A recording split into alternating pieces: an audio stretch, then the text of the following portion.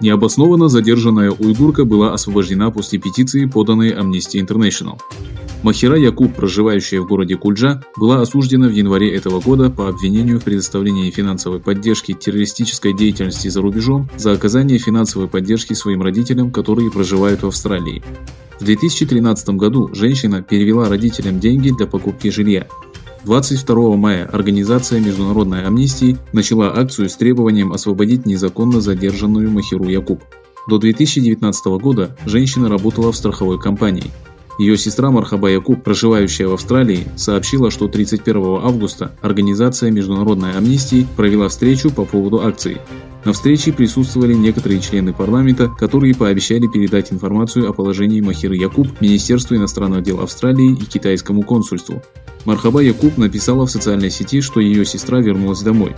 «Мой двоюродный брат сказал нам, что моя сестра Махира Якуб была освобождена, но мне не удалось с ней поговорить. Моя семья переживает и очень хочет видеть ее и услышать ее голос. Если она действительно свободна, то я бы хотела поговорить с ней», — сказала Мархаба Якуб.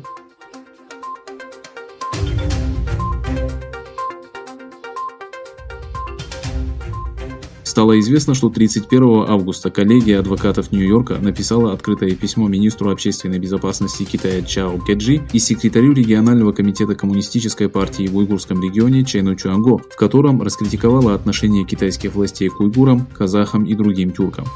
Работа наших исследователей показала, что мусульмане в регионе наказываются и заключаются в тюрьмы на неопределенный срок без каких-либо юридических процедур. Действия Пекина и угнетение народа нарушают все нормы международного права, включая законы Китая. Рейхан Асад, которая является юристом Нью-Йоркской ассоциации адвокатов, сообщила о том, что ее брат Акбар сначала был заключен в исправительный лагерь, а затем несправедливо приговорен к 15 годам лишения свободы. Юристы начали расследование дела, а через 3 месяца было опубликовано данное обращение. По словам Рейхан Асад, заявление коллегии адвокатов Нью-Йорка по уйгурскому вопросу и осуждение Китая в соответствии с международным правом за политику в Восточном Туркестане поможет решить уйгурский вопрос.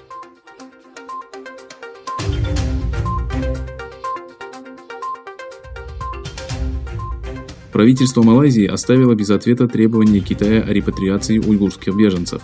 Официальные лица страны сообщили, что позволят им искать убежище в третьих странах, так как их жизни угрожает опасность.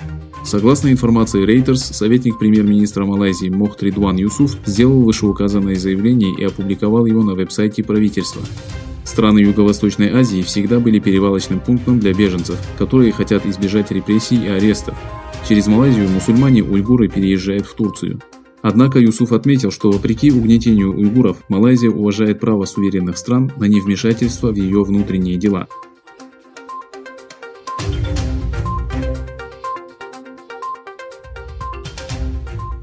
Репортер американской газеты Los Angeles Times, которая вела репортаж о демонстрациях против сокращения количества уроков монгольского языка в школах внутренней Монголии, была задержана, а затем выслана из региона.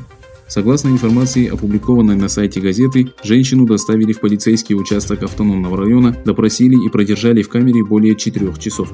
В ходе допроса ее душил китайский офицер. Инцидент произошел в школе в Хухото. Репортера посадили в полицейскую машину и доставили в участок люди в штатском. Ей не разрешили обратиться в посольство США. Позже 3 правительственных чиновников и 1 полицейский отвезли репортера на вокзал и посадили на поезд, идущий в Пекин. Руководитель пекинского офиса Los Angeles Times Алиса Су подтвердила, что задержанным репортером была она.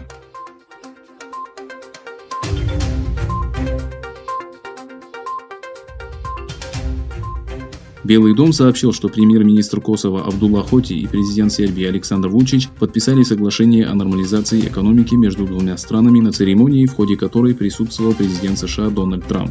Переговоры между 2 странами прошли в Белом доме и продолжались в течение недели. В ходе переговоров присутствовал советник Белого дома по национальной безопасности Роберт О'Брайен. Дональд Трамп заявил, что Косово нормализует отношения с Израилем, а Сербия перенесет свое посольство в Иерусалим.